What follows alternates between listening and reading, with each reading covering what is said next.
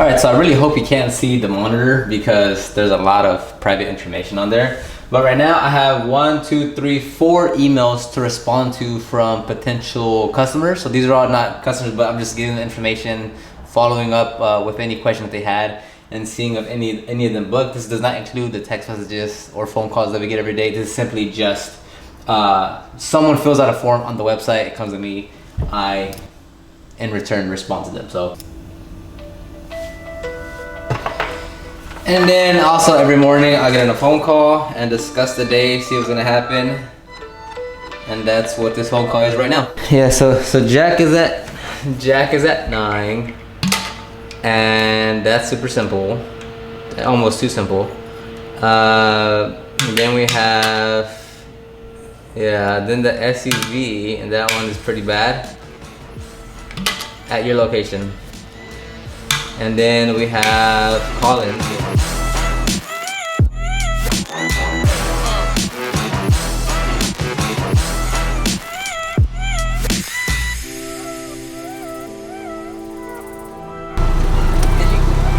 Did you say something?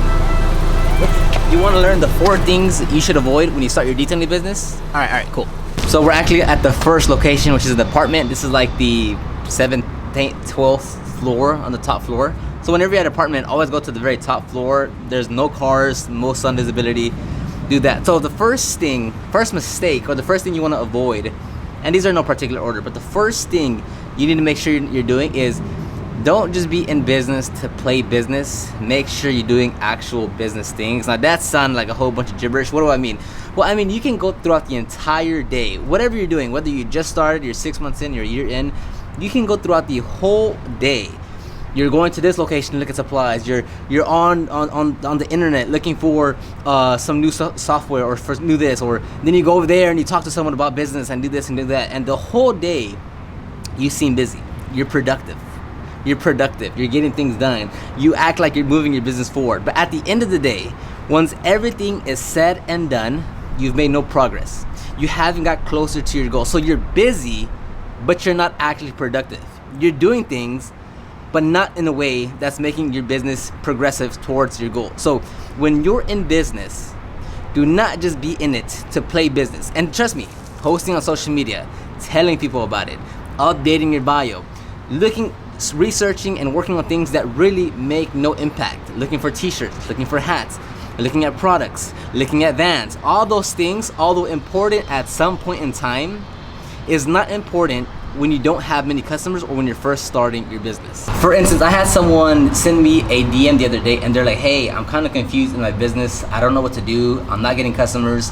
I don't know what my next steps are. And I'm like, it's pretty obvious what your next steps are. If you don't know what to do in your business, your next step is to figure out what to do in your business. And if you don't have customers, if you don't have people calling you for your services on a daily basis, then your number one goal amongst everything else is to generate a consistent flow of leads on a daily basis. If you don't know what you're doing in your business, if you don't have customers, if you're not servicing customers, if you don't have calls or emails coming in, you need to generate leads. That's important. So on this Audi Q5, I believe it's just a basic interior cleaning. As you can tell, there's not much anything in there. Like, there's a little bit of debris, there's a little bit of dust on the panels. But other than that, we're literally just wiping it down, protecting the seats, and protecting the fabric. We're done with this one. Super simple. It's gonna take maybe 30 minutes. And then we're off to the second location, which is more in-depth, dirty vehicle. So let's see how it goes.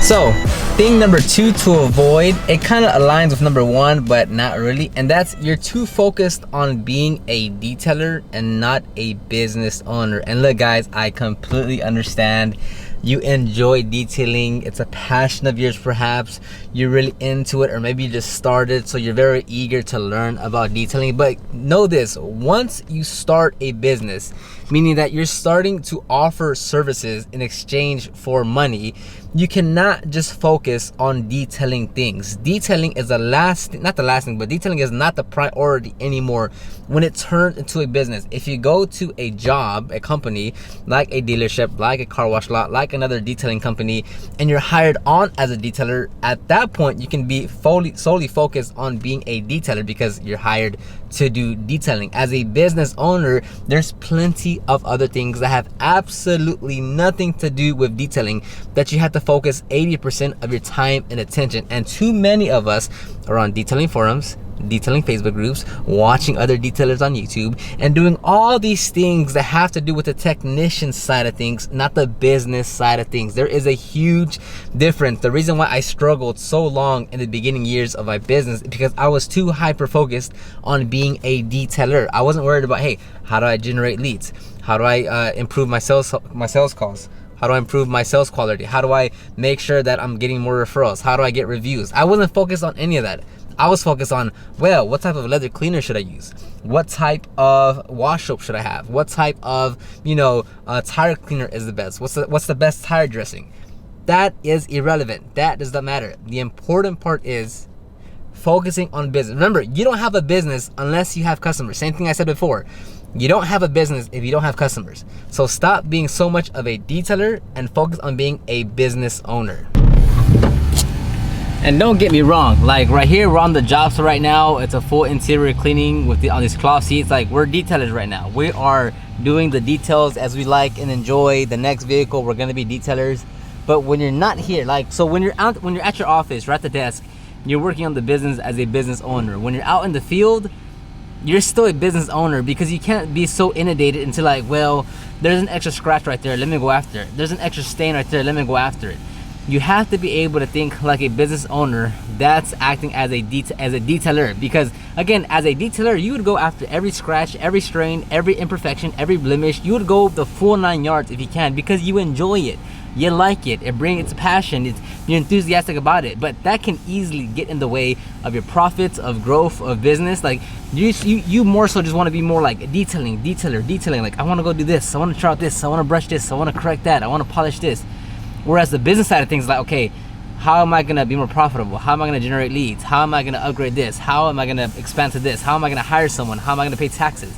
Not as sexy, not as fun, but it's absolutely essential for you to be able to differentiate from a business owner to a detailer. And if you're too focused as a detailer, I'm telling you, your growth, your profitability, everything is gonna suffer, because you're too much of a detailer and not a business owner.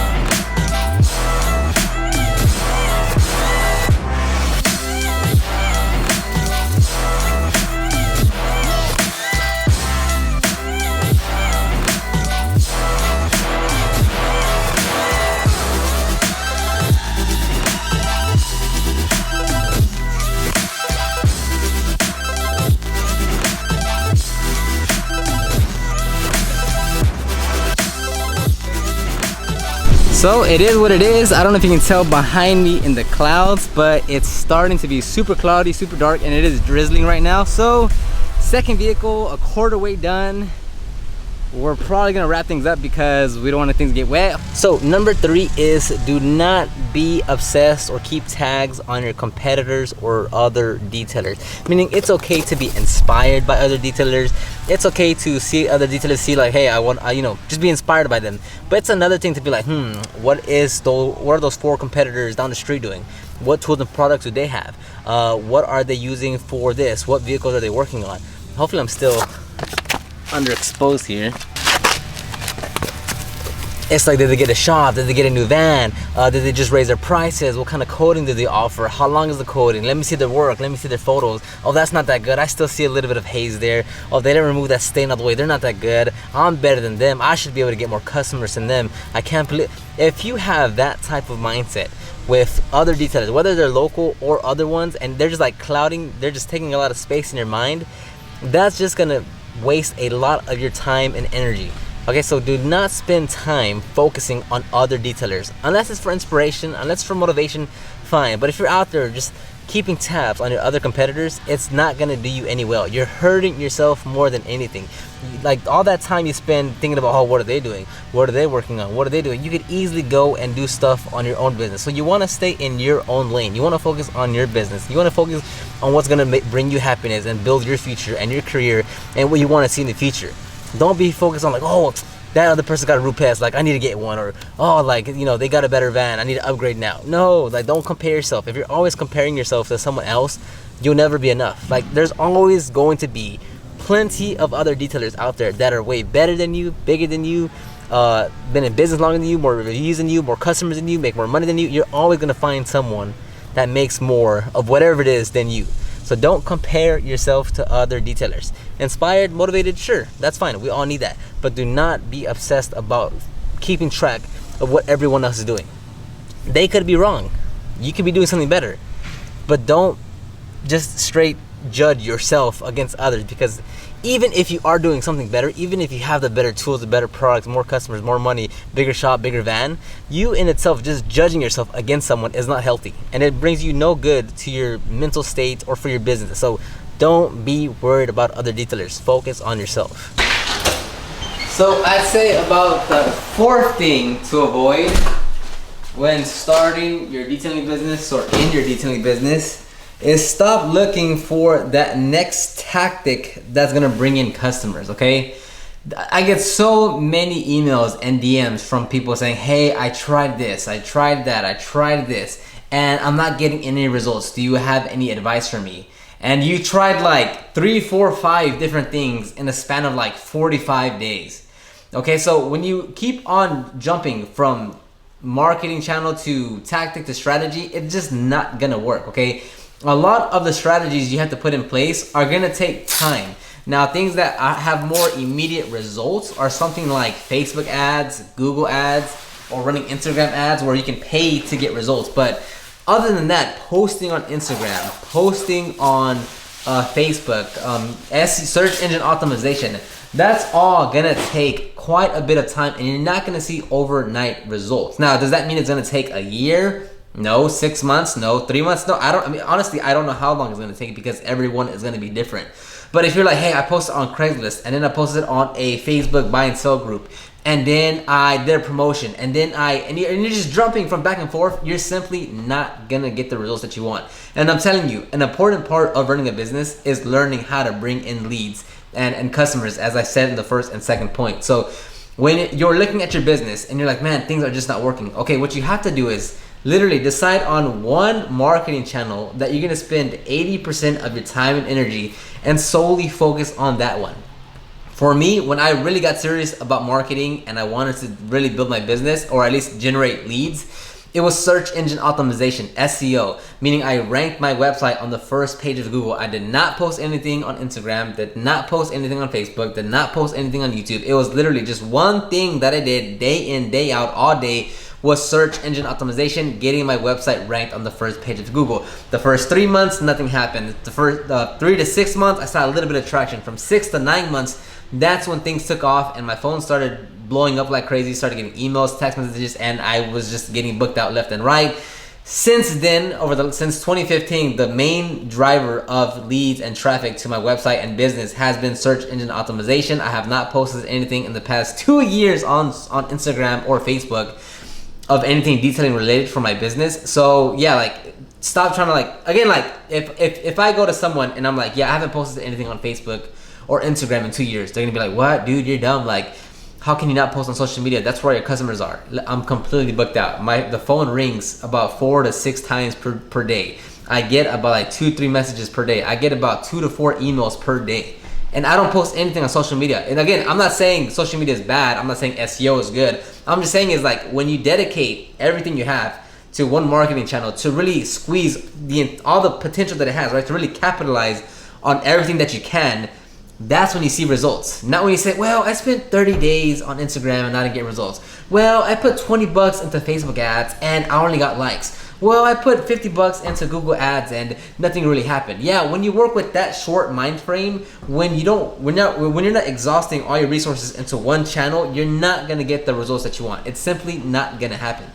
So when you are trying to grow your business, when you're starting your business, focus on one marketing channel and do everything you can to capitalize on it. That means learn, that means read, that means watch videos, that means pay for a coach, that means buy a course of some sort that teaches you how to do that specific channel to the best of your ability. Okay, you want to do Instagram? Learn the ins and outs of everything of Instagram. You want to do SEO? Learn the ins and outs of SEO. You want to learn Facebook ads? Learn the ins and outs of Facebook ads. Become a marketing person. Become a marketer. Become an online marketer for your business. For your company, don't look at yourself as the owner. Oh, look, I'm the CEO. I started this business. No, look at yourself as an employee. Be a marketer. Become a marketing director for your company and grow your company. Don't just be like, oh, like, yeah, I'm this and this, I'm this and that. No, like, you have to learn how to market. You have to learn how to and it doesn't necessarily have to be Instagram or Facebook, like whatever it is, partnerships, whether it's like you are in a car group and you're trying to get, whatever the case may be, it's focusing on one channel and doing it the best that you can. Now, for me personally, I will recommend Facebook, Instagram, Google Ads, search engine optimization, like the staples that are always there. I am gonna recommend those because that's online marketing now. But the main premise, the main idea behind it is, don't just jump around from tactic to strategy to strategy to tactic. It's not gonna work. You have to pick one thing, one channel, and commit 80% of your time and energy into that one thing. Disregard everything else and focus all your efforts on that one thing and capitalize the most that you can from it. So those are the 4 things you should avoid when you start your detailing business. Let me know how you think about this format where, like, I'm taking you throughout the day, I'm giving you those tips, but throughout those tips or throughout the video, I'm kind of putting in the day of me and, you know, detailing and doing cars and what's happening. So did you enjoy this type of format? It's barely my second video. I want to do at least, like, I don't know, 10, 15 to see how these play out, which I'm giving you the tips while I'm infusing you in the day of the life of us detailing and stuff. So let me know in the comment section down if you enjoyed that, if you want to give any criticism towards it.